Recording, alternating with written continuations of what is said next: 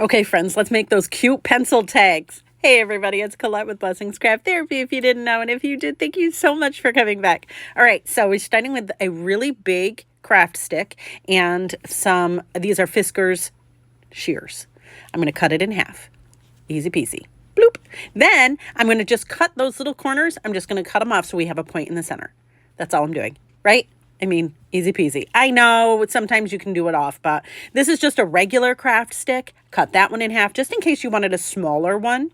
And again, I'm doing the same process. Just cut those little corners. Ta-da! All right, so you could like map out your whole pencil drawing like this with a pencil, but I found that it actually, you can see it after, so I don't like doing it that way. I just like to freehand it. And all I'm doing right now is I'm using Posca markers, and I did the top part in pink. Make sure to do the sides and the edges, and then I did it on the back as well. So we did the front and the back. This is me doing the other side.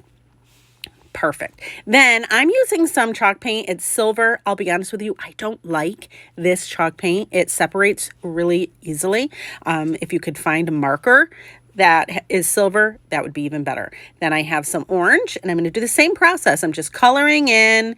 I go to the very bottom, and you could do this one of two ways. You could do like zigzag, color it all in, do both sides. Or on this one, see how I did like a little swirly, not a swirl, like a wave. Like a wave. I like doing the wave better. It's a little bit more whimsical in my opinion, but you do however you want to do it. Then I just added some black on the tip. On that, once it was dry, I just added a dot of white to give it a little bit of dimension. And then I'm using a Sharpie and I'm going over and I'm just doing little lines. So I do line, dot, dot, line. And then on the silver part, I'm just doing dashes. I feel like I'm doing Morse code right now. Line, dot, dot, dash.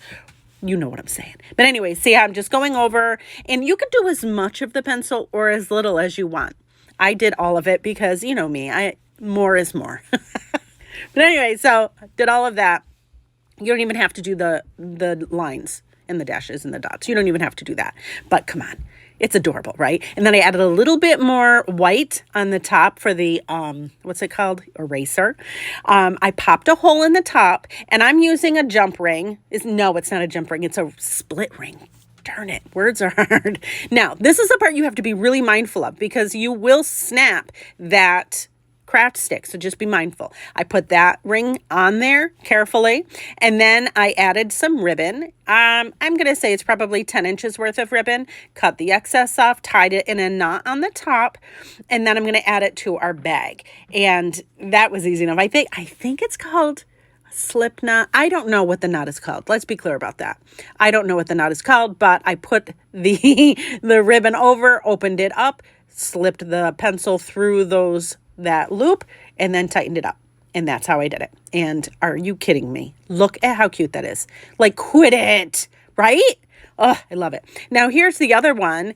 I have that same split ring on it, but then I'm going to add, just because you could just use the split ring on your zipper pull, but I wanted it to be easy and be able to take it off. So I just put a little lobster claw clasp on the end and then put that on the zipper. And are you kidding me? Look how cute that is. I love it. I love it. I am there for it. Look at how cute this is. And it was super easy. Whew. Yeah, I love me an easy project, right? Anyways, friends, thank you so much for watching. And I hope this inspires you.